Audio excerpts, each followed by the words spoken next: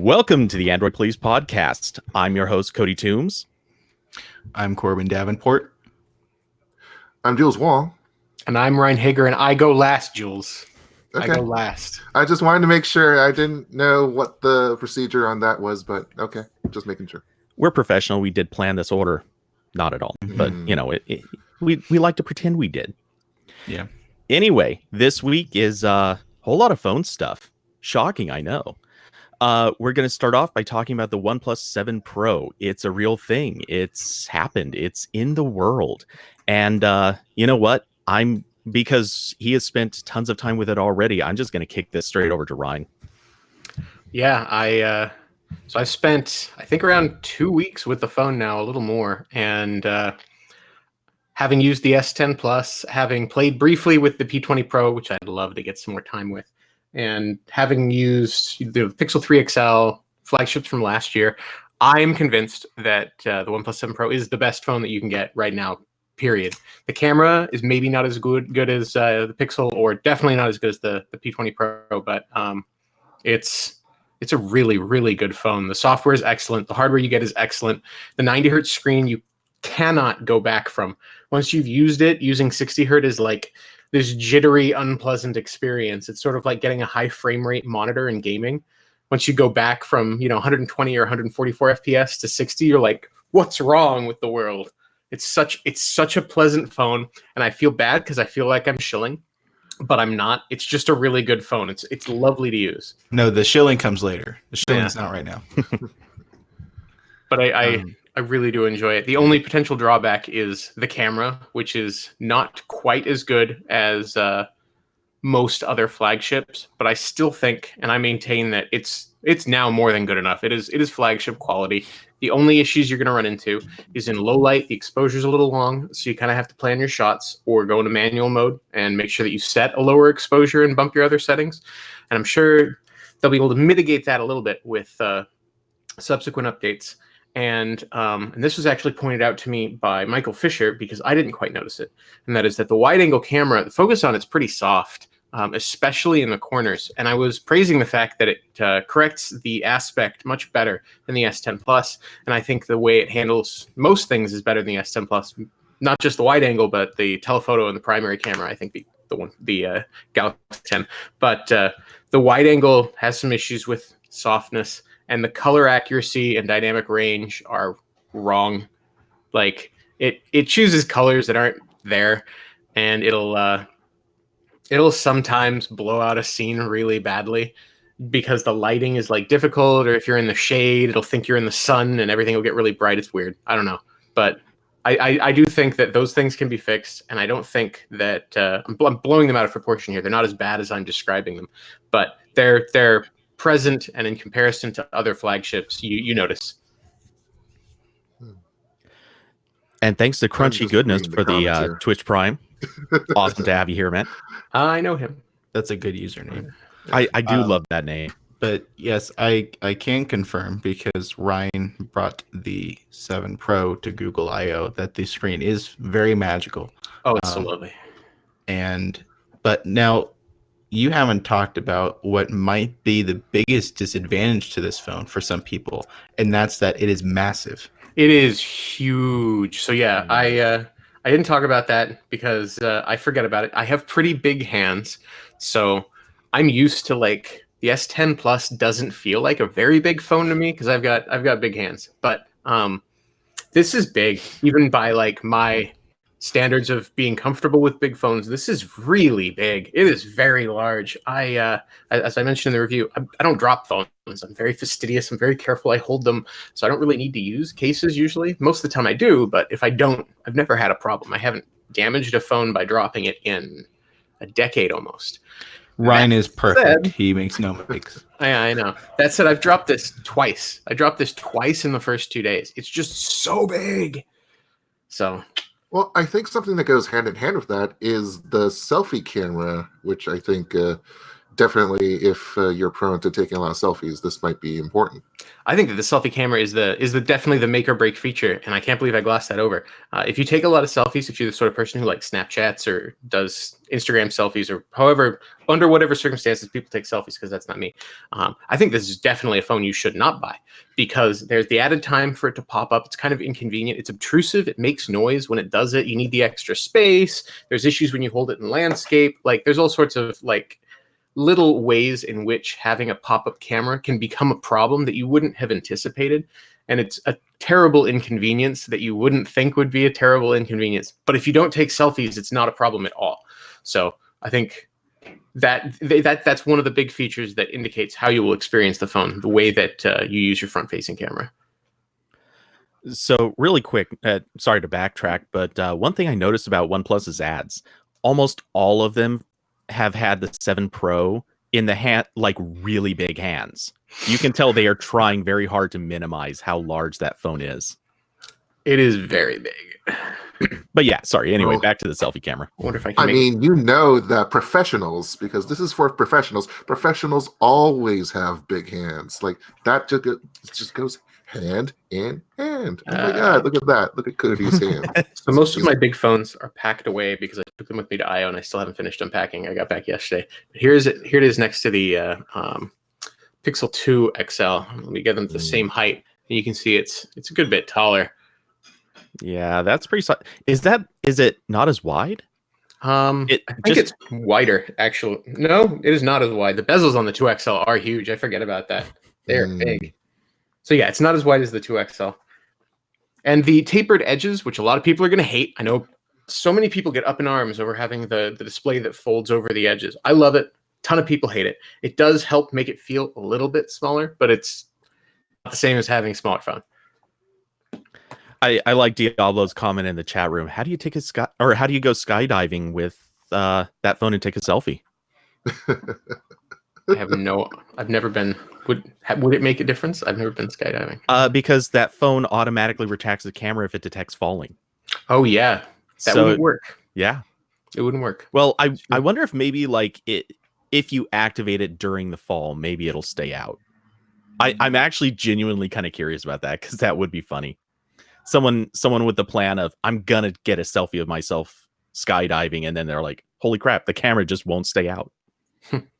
I'd be curious. I assume someone will eventually probably test that because people skydive and take selfies. I assume it is a thing. I've heard people do it. So maybe you could just be adventurous and use the rear camera. Chance it. I mean, you're already paying $200 for that drop. I mean, you're just gonna. People were taking selfies long before front-facing cameras. This is the technology we have. Devin from comments, I've seen him do it. Double clicks his power button and then points the rear of the camera at him, and he's got the angles lined up. He knows how to do this, and taps the volume button and gets a perfect selfie with the rear camera every time. And Beast Lightem in the chat asked, how big is it compared to the Note? I think it's the same size as the Note 9. Because I think Miriam was telling me. I think Miriam was telling me that it's exactly the same size, almost exactly the same size as the Note. What was the one before the one that exploded? 5. There's the Note 6 or the Note 7. It's either exactly the same size as the Note 7 or 5, or exactly the same size as the Note 8. I think I'm pretty sure someone asked this during the Q&A, and we looked it up, and it was like almost identical to the Note 9. Yeah. One of the interesting observations from Ryan Whitwan, who was unfortunately not able to join us today, he was going around testing Verizon 5G, which we'll talk about in a few minutes. But he was using the Galaxy S10 5G, and the OnePlus 7 Pro really gets close to that. And I mean, you're talking about different energies, you're talking about different priorities, you're talking about 5G versus everything else that the OnePlus 7 Pro has. So when you're paying, this is where the cost analysis comes in here, because I think you make a good argument, Ryan, in terms of what you get for the money being way, way more important than basically the complaints about the price increases year to year. Oh yeah, I think that the price increase from this over the 6T is definitely worth it because it is a substantial upgrade. You're not just paying more; you're paying more for a much bigger, much higher resolution, much smoother screen. You're getting the new UFS 3 storage. There are a lot of individual increases that more than merit $150. I think it was 140 actually. Well, and to be fair, there is an actual OnePlus 7 that we're talking about the Pro right now, which they made a flagship phone and they made an actual successor to the 6T. So they do have both. That'll be our next topic, in fact. Yeah. I like how people in the chat are trying to come up with other situations where the pop-up camera might not be inconvenient. Like someone asked, "How will it detract on a pogo stick?" I like that. This actually could be the greatest OnePlus meme ever. Yeah, someone just reviews the OnePlus 7, but it's just a list of situations where you're going up or down, and jumping up and down on a bed. Yeah, that's also very important. Jumping jacks. Yeah, I've taken many selfies doing jumping jacks. I'm confident. Yeah. Can't believe. All right. So really quick, as a word from our sponsor, Corbin, I'll let you do the spiel because, well, you always remember all the details. Okay. I just read the text that's at the top of the document. Hey, I already closed that. Okay. All right. That's random access memory. So yeah, if you like this show for some reason and you want to support us, we'd love it if you would consider subscribing to us at twitch.tv/AndroidPolice, which is probably where you're watching this right now. If you're an Amazon Prime member, you can connect your Twitch account to your Amazon account to get one free sub each month. That means you can give us money without you actually paying anything, which is a win-win for both of us. When you subscribe to us, you get a special emoji to use in this chat. It's Ryan's face. It's a lot of fun. And you also get extra entry methods in all of the giveaways we do, and we do a lot of giveaways now. You can find instructions for linking accounts below the stream if you're watching live, or if you're listening to the audio version, it's in the episode description. And keep in mind that Prime subscriptions have to be renewed manually each month. So if you're not sure if you're still subscribed, you can double check at our channel page. The button at the top will say subscribe if you're not subscribed. You know what I feel like about this? This isn't just like a podcast subscription. This is like an Android Police membership because you get all these perks. It is, and you're really able to take part in more of what we do, and it's just great. Yeah, I feel like PBS. Oh yeah, PBS, NPR. We're brought to you by listeners like you. Yeah, I've been like. We'll send out box DVD sets to everyone who subscribed for 12 For your months. donation of $200, you get this piece of ripped paper. I don't know. send out the memory card that no one uses. Like it gets you to like a discount 1,000 places, but no one ever uses it. So, yeah. And thank you, Diablo, for hitting the perfect timing on that sub. Always good to have you here, man. Yes, bam. Thank you, Diablo. Good Diablo, job, one of our rock stars. He's getting the box DVD set. If we went to the effort of making a Hall of Fame, he might be in it. Our inevitable Hall of Fame lineup. Anyway, so the OnePlus 7, there was a Pro, there's a regular version. It's a thing. It exists also in the world. Not quite as spectacular, but still pretty good from what Scott had to say about it.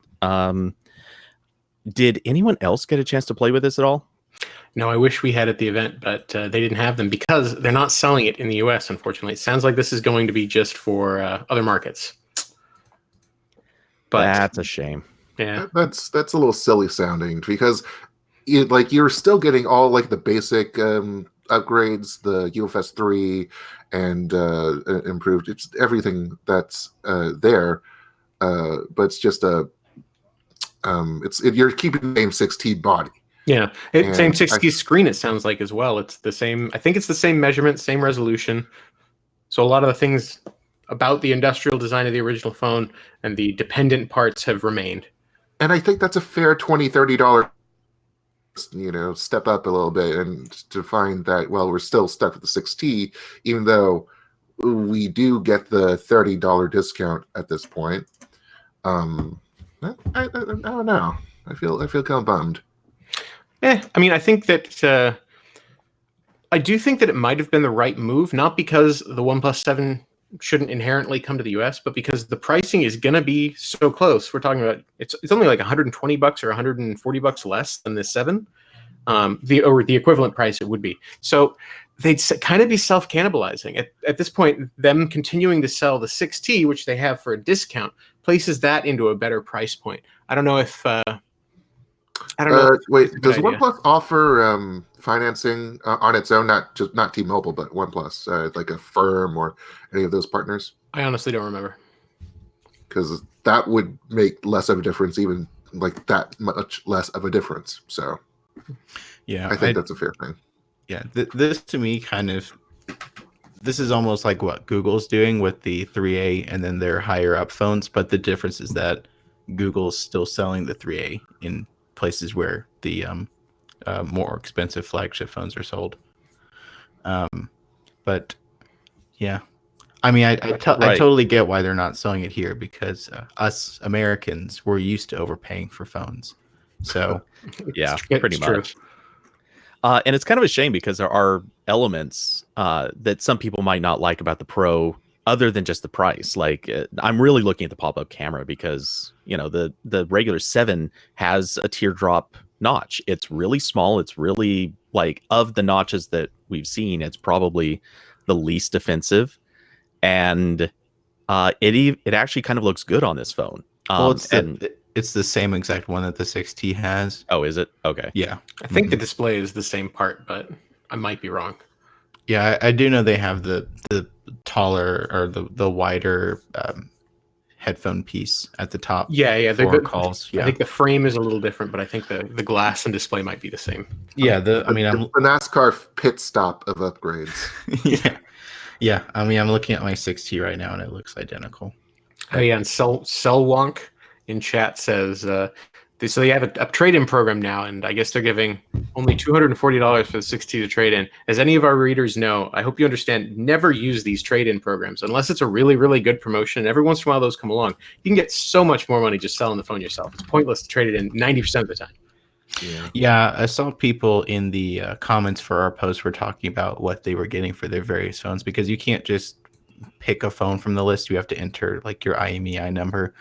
And it's interesting because they're not giving a lot for their older phones, like the 6T and the 6 and 5 and whatnot. But they're giving a lot of money for other like phones from other companies. Like someone in the comments said that they were offered $930 for their S10 Plus. Yeah, that's their prerogative. That's not bad. Yeah. Wow. So that's almost like the real, retail value right now. Yeah, so some of those, that might be a good value, but in general, that's a strong stealth marketing move, though. Yeah, and like someone else said, they got $90 for their original Pixel XL. The deals are not great, and I'm curious if in 3 months we'll start hearing horror stories about this, like we hear about Samsung's trade-in program every year. Yeah, we'll see. Yeah, and that, to be fair, like a lot of people used to use the argument of the trade-in programs are effortless and painless and blah, blah, blah. And as Samsung has proven, that's usually not the case. It's actually the opposite. So a lot of times it's actually less effort just to sell to a real person. Yeah, especially since like, Swappa makes it so easy. I'm not even being paid to say nice things about Swappa, but they're pretty awesome. Yeah, it is Swappa, if you'd like to sponsor.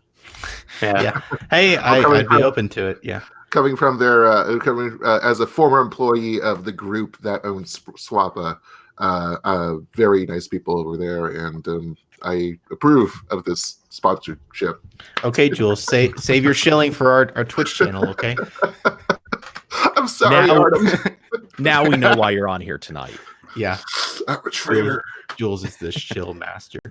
From NPR News in New York, I'm Jules Wong. Man, he nailed that. All right. On to other phones and things that are, things that someone out there might buy. Verizon now has the Galaxy S10 5G going on sale, and they're pretty much pushing this in the markets where you can actually use that, which is, 4 of them. Pretty As the much. person that wrote the article for this, I'm sorry for the number of lists that I shoved in your face. No, actually, please, I dead serious. Please, actually do that. I honestly do like bullet points when I'm skimming an article. Like, it's fantastic. Yeah. It's just, but I mean, there are basically this was go day for them in terms of like the real 5G initiative starts now. This is not something that you slap onto another older phone in order to make it go. And given how flip of the coin it was in terms of how testing went for the Moto Z3 with that Moto mod. Oh, I'm getting 600 megabits per second. We're seeing from colleagues like CNET's Jessica Dahlkart, whose name I misspelled in an earlier version of this article. So I'm sorry, Jess. I'll make it up to you with a drink next time we meet. And 1.3 gigabits per second on the down link, and that's pretty cool. And we also saw one of the Verizon PR reps testing in Chicago, George Coroneos. I'm going to go for that. 1.1 gigabits per second. Those were in Chicago. Our Ryan Whitwam, as I have said, in Minneapolis, the second, the lesser known Verizon 5G market. And he said in response to Jess's tweet that he was getting somewhat less impressive results going on. I don't think we made contact with him this afternoon, but I would presume that we're still talking about hundreds of megabits per second down. So that aspect, in terms of an integrated, in terms of just having that one unit, the S10 5Gs, I think they proved their point to marketing perspective. Again, we're going to have to talk about loads, traffic, how much this is going to be practically usable for people who are on hundreds of cell sites, 100 of them at each tower at a time. That's yet to be known. And then it's just the thing about the device itself. It's $1,300. If you go for the 512 version, $1,400. And they're trying to make this somewhat palatable. They're only doing the 24-month. I don't know how you feel about these device payment terms. 24-month, I think it's something like $58 a month on that, and then you have to factor in the fact that you have to go with the like a $80, $90 plan with the above unlimited or beyond unlimited. The good thing is that after some of the reactions from last month's Moto testing, they have done away with the $10 storage charge for 5G, at least for now. So who knows whether we'll see that come back into play later on. But it'll be interesting to see. And again, we're talking about a couple of incentives. You got a $200 debit card for switchers, which is, okay. And then you have the trade-ins, which it's either $3, obvious conditions apply. But in terms, like there are two lists for the 300 and the 450 for which eligible phones you have. Interesting to note that the Red Hydrogen 1 is in the $300 category and not the $450 category, which is a testament to how much that phone has depreciated. This might be a bit in the weeds for most of our readers. I know. I'm sorry. I just went into. No. To be fair, like you can tell because they know most of these phones, like what they're going to end up doing is handing them off to resellers who kind of refurb them and sell them. And yeah, there's not going to be very many people rushing to pick up a Red Hydrogen 1 at this stage, not unless Red pops up with something really cool as an add-on. But yeah, that is a little off topic. But also this phone is while we're on the topic of extremely large phones, this is also quite a chunk. I think this is actually bigger than the Note 9. I think Ryan might have said that. Yeah. It is a big thing. It's the tweet's right there. And Yeah. someone did a comparison on the sides. I think it was Ron Amadeo showing off the side profile and how much less metal there is going around the phone. So presumably they've cleared up anything that would generate interference for the millimeter wave spectrum. For all of the antennas, they have to cram all the way around the device in order for it to pick up signal on 5G. That's going to be a sucky design challenge that those people, the R&D people, have to face for the next couple of years, I think, I guess. So it's a lot more glass, a lot more opportunity to break something. A lot of people depend on that mid-frame going away around the phone to protect it in the event of a fall, because it usually sticks out a little bit further than the glass all the way around, but it's very barely there on the S10 5G. Yeah, that's going to really suck.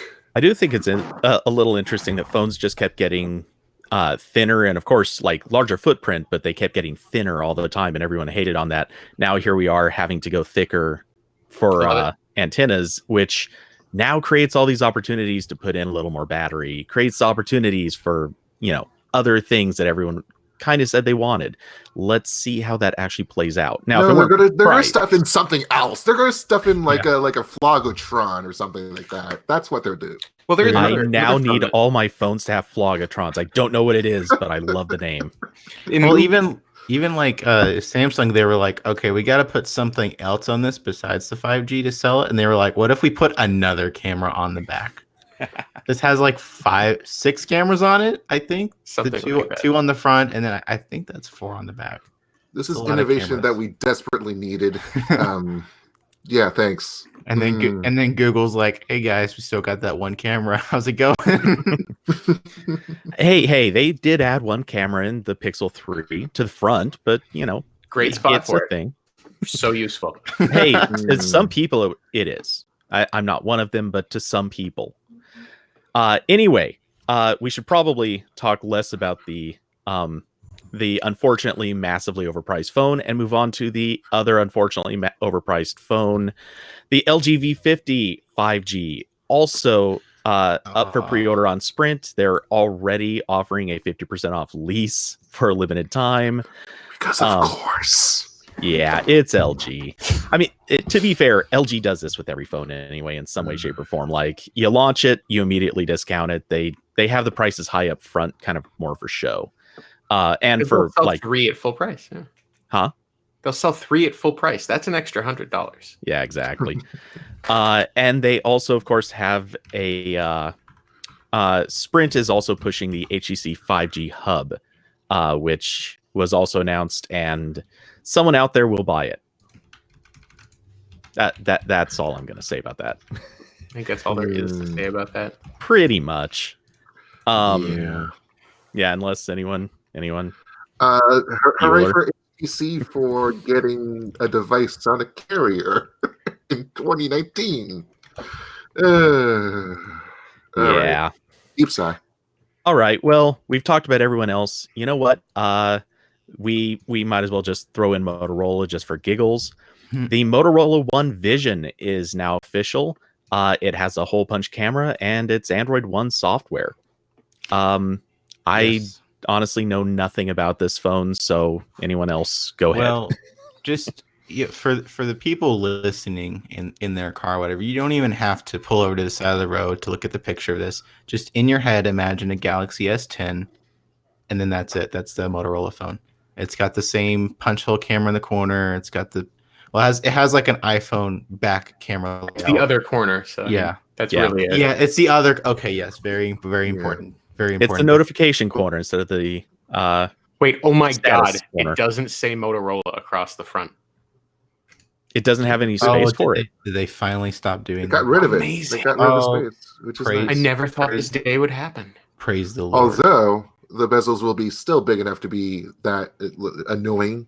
I kind of envision it as a Pixel 2 XL levels. This is like a $300 ish phone. I can excuse the somewhat chonky bezel. Yeah. It's not. What it reminds me of? Granted, this press release could still be very forgiving. So we'll have to wait until actually. Of course it is. They wrote it. Yeah. Well, this isn't an independent press release. We're like, oh yeah, this guy's opinion of this phone's really something. No. I know. I mean, no. I mean, like the design, like these images in the video, because Lenovo. You remember when Lenovo did that like last year, and everyone like it was really ridiculous, where they teased a bezel-less phone, and then like the press images Really came out, massaged. and it wasn't bezel-less, and then when people actually got their hands on the device, it had even more bezel than what the press images had. Those were good times. But yes, so this is basically a mid-range phone that kind of looks like a Galaxy S10, and it's Android 1, so it should, in theory, get Android updates somewhat quickly by Motorola standards anyway. So all we really know that means it's going to be running near stock. Motorola doesn't update anything ever. well, their Android 1 phones got Pi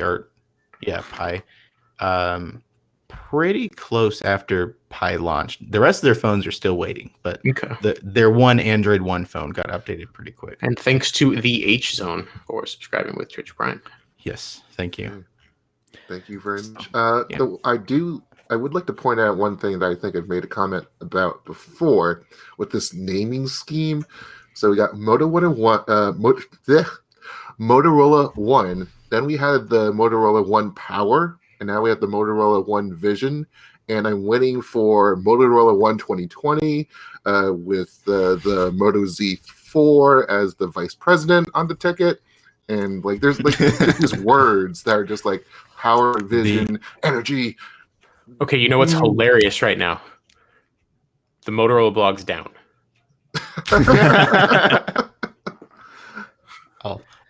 Look, you got to give them some slack. Okay, they've had budget shortcuts. They're running the servers on a used Motorola G3. Okay, can you just give them a little bit of break? Wow, shortbacks. They're trying their best. Is Jay Cutler running the servers at Motorola?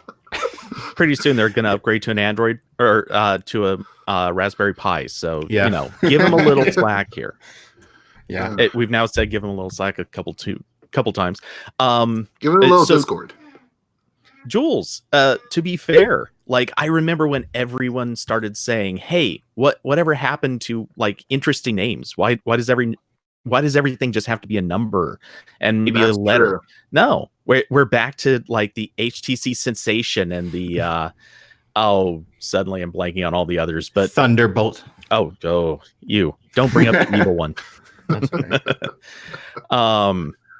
Yeah. Hey, we're kind of back. I was in that camp, so definitely a grain of salt with that. Although I'm still waiting on someone to take on Impala. Like we've got that for cars, we got that for bands. We just need some phone manufacturer to do that, and I'd be happy. Well, a few of them have partnered with car brands. There was a couple of Ferraris. There was someone partnered with Porsche. Actually, a couple partnered with Porsche. OnePlus 16 McLaren. Yes. So I see no reason we can't have the HTC Impala. All that's left until we get back to that sweet 2011 era smartphone branding is tie-ins with popular movies. So we need a new Star Wars edition of a Motorola phone with like a special boot screen that shows like R2D2. Am I nuts, or wasn't there a Star Wars version of a OnePlus phone? There was. Like there was the Stormtrooper thing, but it was just like a white phone. It was really lame. Yeah. A couple of Batman Samsung integrations as well. Oh, and Iron Man. Can't forget the Iron Man. Good old Marvel tie-in. Well, they can't do that one anymore. I hope no one listening to this wanted to be spoiled already. So I still haven't seen it, but I mean, I'm sorry, Cody. Not going to pretend. It's like a month now. It's been like a month. Yeah. When do I get out of working? We gotta take Cody to the movies. Speaking of sending people out to stuff, we would appreciate some Twitch Prime subscriptions. If we get enough people to subscribe, we will totally send Corbin to get a tan. Hey, wow. Okay. I'm feeling personal attack. If you're feeling personally attacked, that is one. Low blow. Oh, he disconnected. Holy shit, man! I'm sorry. It's your fault, Cody. Wow, welcome back, Corbin. Hey. Look, if I don't get paid unless I stay on for the whole episode. So I'll just have to take that one. I'm just kidding. Oh wow, that was great timing. Oh, you guys thought I disconnected? We honestly wondered for a second.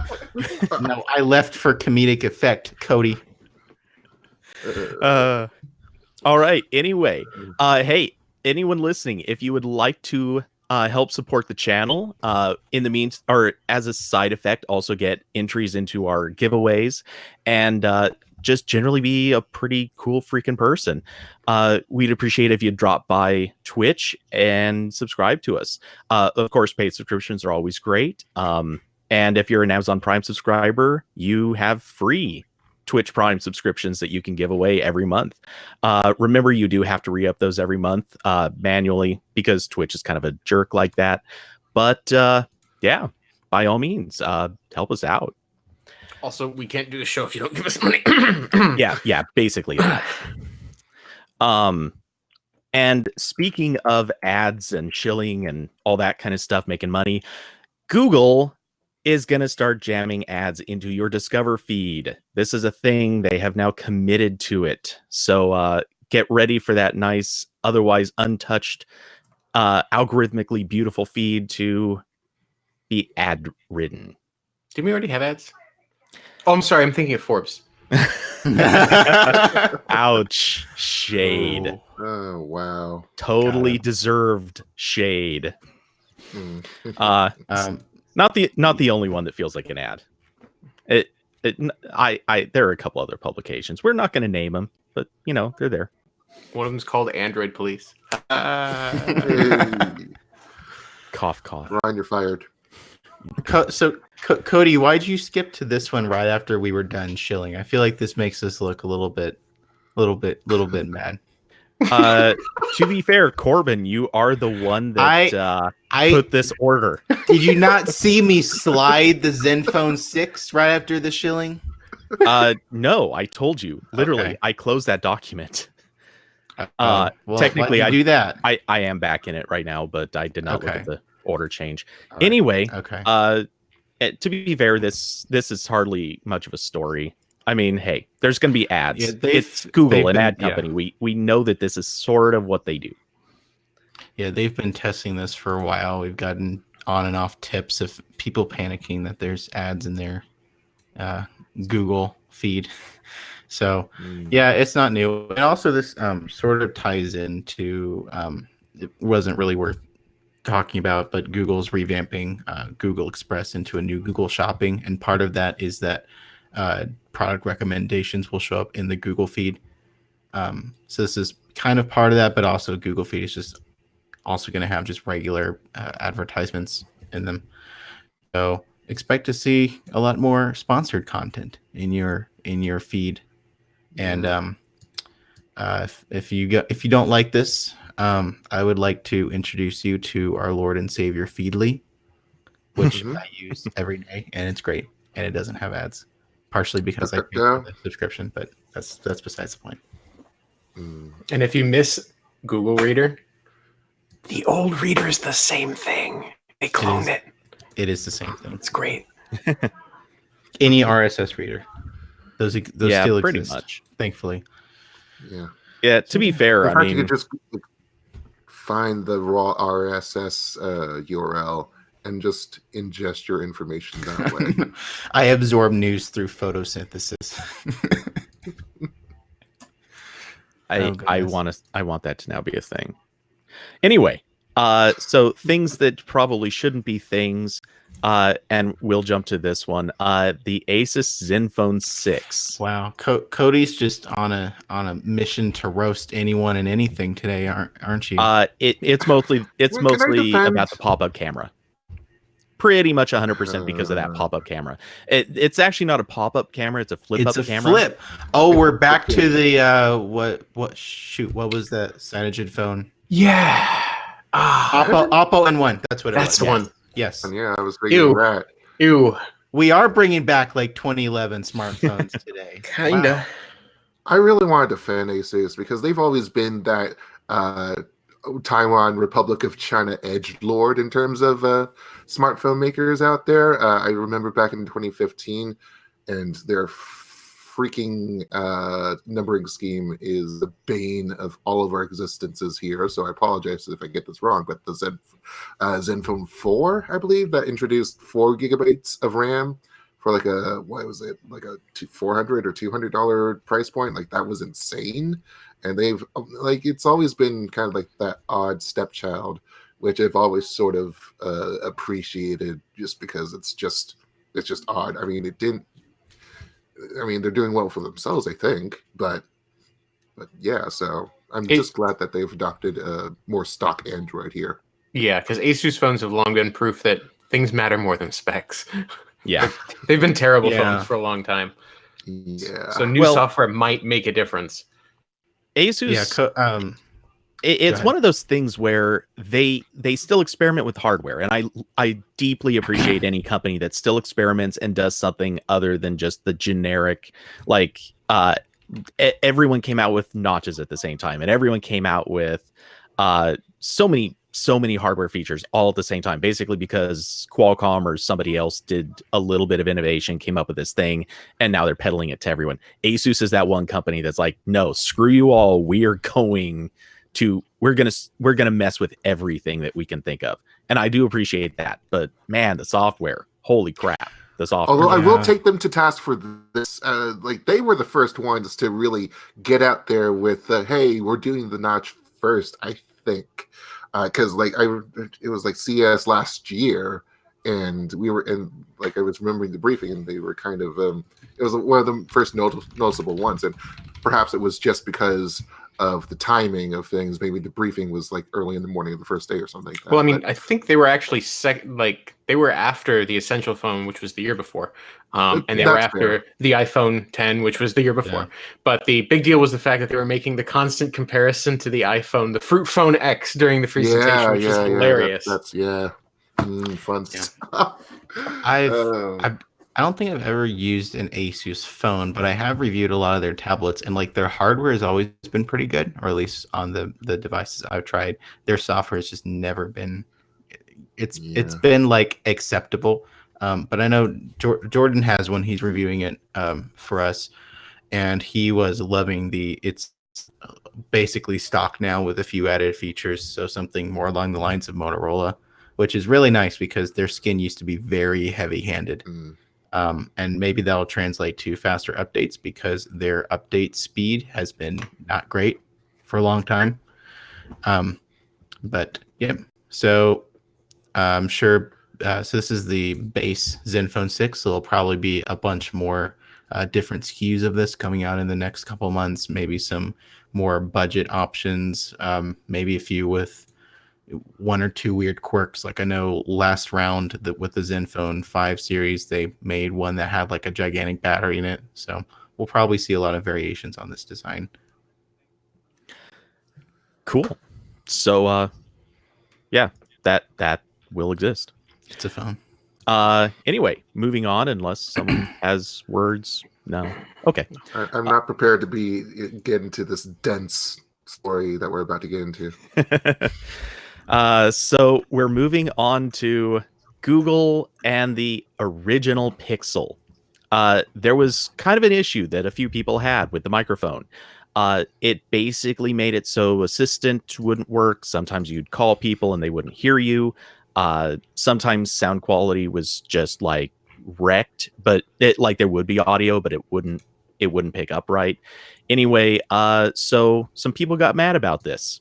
They kind of called out Google for the fact that, they kept selling this phone with a known issue, and they even in some instances would someone would return it, and the one that they replaced it with would also have the same issue. Anyway, after some legal proceedings, a little bit of fighting, Google finally decided to settle, and they are paying out $7.25 million. In total to everyone affected in the lawsuit. Yes. So up to $500 can go to people who received a phone, returned it, and received another phone with the same problem. $350 if you just had this issue with one phone. And for reasons that many people have questioned and mocked and just kind of laughed at, you can also get $20 if you just simply had one of the phones and want to be part of the lawsuit, even if this never affected you. So, hey, that's kind of neat, I guess, for people who had their Pixels and probably by now have either stopped using them or returned or sold them off or whatever. Yeah. Suddenly, all my phones decided to go off with weird notifications all at once. Wow, that's odd. Well, if you're one of the lucky people that are listening right now, Patricia Weeks, Alicia Helms, Brian McCloy, and Adrian Alcaraz. I almost said Alcatraz. You're getting $5,000. So, congratulations! You can pick it up at the San Jose court. Those are the 4 named defendants for anyone who's not listening. And there was the way a class action lawsuit works is you have people who start the suit, and those 4 people are the people who started the suit. And then when the class is certified, anyone who wants can jump on board later. So these are the people who were part of the suit before it was certified. Yes, and for anyone else, basically you can still jump in and be a claimant until, was it July 9th? Yeah, if you join by July 9th, you can possibly get part of the pot. And technically, the court hasn't agreed to the settlement yet, but it's not like they're not going to. Yeah. This is one of those things. Unless the court finds massive problems with this, they're pretty much just going to say, "Yeah, cool." If both parties have agreed, if everyone's happy with this, we're just going to okay it. The only way they wouldn't is if there was reason to think the lawyers and Google were cooperating, and like that sort of thing doesn't happen at this level. No collusion. Oh, I want to high five you. And a little bit slap you, but mostly high five you. Jules is rattling up everyone. I know, I'm sorry. So speaking of legal things, Corbin jumping in. Yes. Go for it. India is jumping on the pile of government entities who want to sue Google for antitrust violations. So a while ago, it was rumored that the Indian government was looking into possible antitrust violations by Google. And now they're, what is it called? The Competition Commission of India is officially investigating Google. And the process could take around a year, and it could end up that they just don't find anything worth pursuing. And the details about what they're specifically investigating aren't immediately visible, but sources told other news organizations that it's pretty much the same as what the European Union sued Google for a while ago, which is Chrome being the default browser, no competition for default apps and all that stuff. Default search engines, etc. Right. Yeah. So it could end up where people in India get the same prompts as people in Europe, where you get asked for your default or for your preferred web browser and search engine when you set up your phone. So that'd be interesting. And also may be the case here where Google may have to make the OEMs pay, or they decide that they want the OEMs to pay for G apps on Android, and I don't know, that might hurt them. The European Union thing did affect prices for licensing on different SKUs of phones, if I remember correctly. And of course, the phone economy of India is completely different than the one in Europe. A lot of people are using mid to low end phones, so that could be an interesting development. But yeah, so it is interesting to see kind of more countries try to displace Google, and India is especially an interesting place for this to happen because that might be the country where Android is the most dominant, because iPhone is almost non-existent there. It's all Android phones, especially from Xiaomi and OnePlus and all these other companies. So, well, I mean, India, you're talking about how median incomes that are like $1,500 a year, I think, and then you're talking about the government really promoting, prioritizing, digitizing the economy, making it cashless and whatnot. So it makes it more and more necessary to get a phone to live basic life, even out in the country. So, I mean, we'll have to see where this goes. yeah. To some extent, I do wonder how much this is going to be a little opportunistic for at least some countries. And I'm not accusing any particular country of this, though, as more pile on, that might be a thing. But how many of them are just kind of seeing now that Europe did this and now they're going to take that opportunity to, kind of collect a little bit of money from Google? It sort of press them into situations as they see it an opportunity to get in there.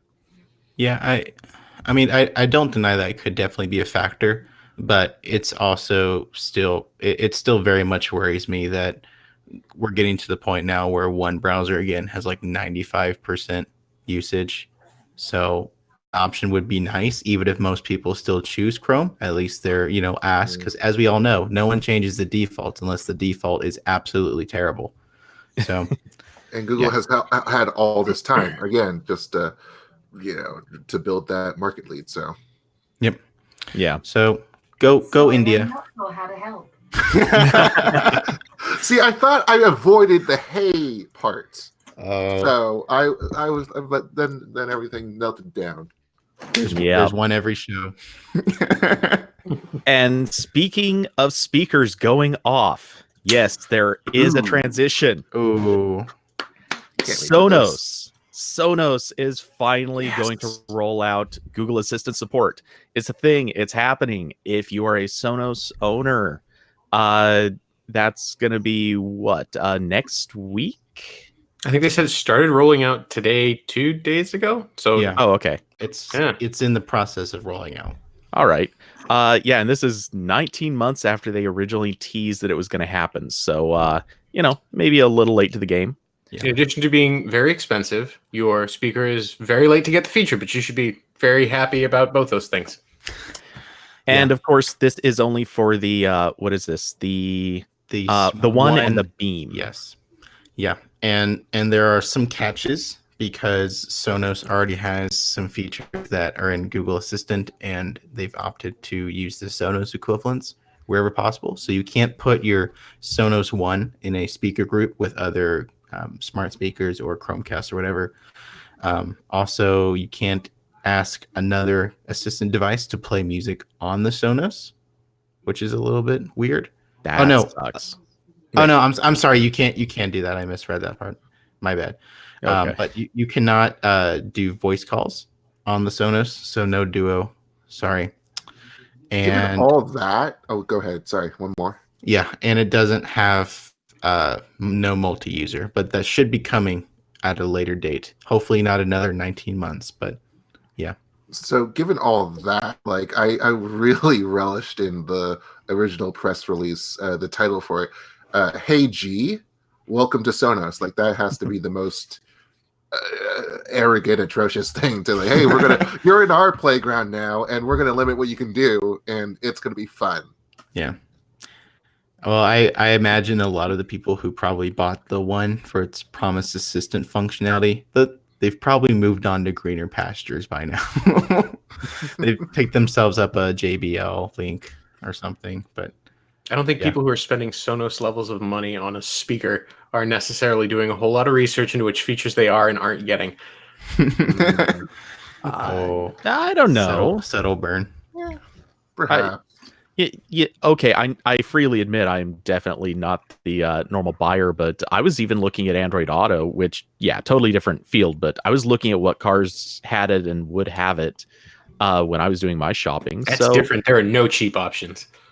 I'm going to refrain from naming one or two that I would consider cheap options, but okay. Anyway, no need to throw shade on car manufacturers in this. Anyway, so I don't know. Hey, cool. That's a thing. Well, they already got billions of dollars from TARP some years ago, and okay, that was my lame attempt at doing that, but whatever.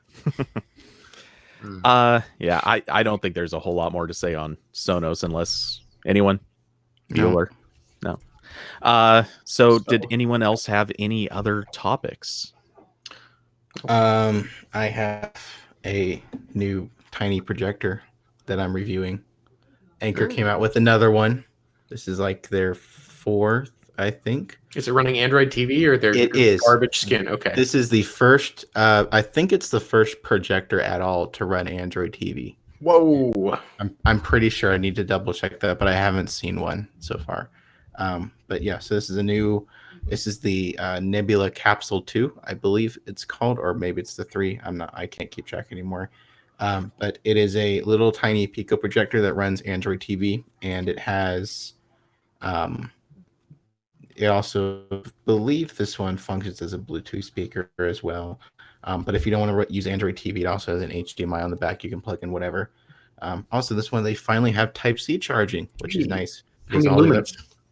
I'm sorry? How many lumens? I believe it's still like 300. It's not very bright, but it's also like, that's par for the course. Yeah, you run into physical limitations.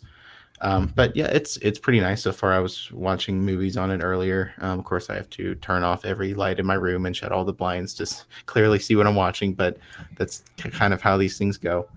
But yeah, I should have a full review of that sometime, but it's nice. Also, this is very expensive. I think it's $400, somewhere around there. Ooh. It was on. What are the specs? I haven't sideloaded a hardware info thing yet. It has I don't even know, honestly. I'd have to check that later. But it's nothing too crazy. Regardless, that would handily make it the most expensive Android TV device to date. Yeah. Even over the Shield. You got to take into account the fact that it's built into something, though, because it's like the Sony TVs that have it built in. They're quite a bit more expensive than the Shield because you're buying the TV as well as. Yeah. Okay, and that's actually a fair point. There are plenty of TVs that are Android TV that are way more expensive. And this effectively has the TV built in. It's the projector. Yeah. Yeah, so it's kind of like striking the mid range over there. I can't wait for Anker to start making lunch trays so that we can it's just like household items. I feel like they're the ubiquitous brand that's going to be coming up. They'll make sub brands for everything they want to make. That's their other favorite thing to do. They have like a million brands. Suddenly, I want to see like one of those Samsung refrigerators with Android TV in it. From Anker. Okay. Yeah. Introducing the Soundcore refrigerator. Oh goodness. But yeah, so hopefully I'll have a review of this at some point. It's nice so far. And yeah, I don't really have anything else fun to share, I don't think. Yeah. Oh, I'm supposed to get the Lenovo clock thing soon to try out. That's Smart the thing clock. we finally get to see if that thing's as And as I don't have a smart display to compare it to yet, but I am getting one of those soon. So, yeah, excited. Oh yeah, I guess you don't. For some reason, I thought you had a Home Hub or a Nest Home Hub. I have everything else. Yeah, Nest Hub. Oh boy, that's a whole thing. I'm not going to go into. It's going to take way too long to get used to that. Yeah, the artist formerly known as the Google Home Hub. All right. Well, our time appears to be up. We know you guys will miss us, but we have to go. In the meantime, if you'd like to support our show, keep us going, you can subscribe to us on Twitch. It helps fund our silly little rantings and make sure we come back each week. Anyway, have a good week. We'll see you next week for the Q&A show on Tuesday nights and the podcast on Thursday nights. Talk to you soon. Bye, y'all.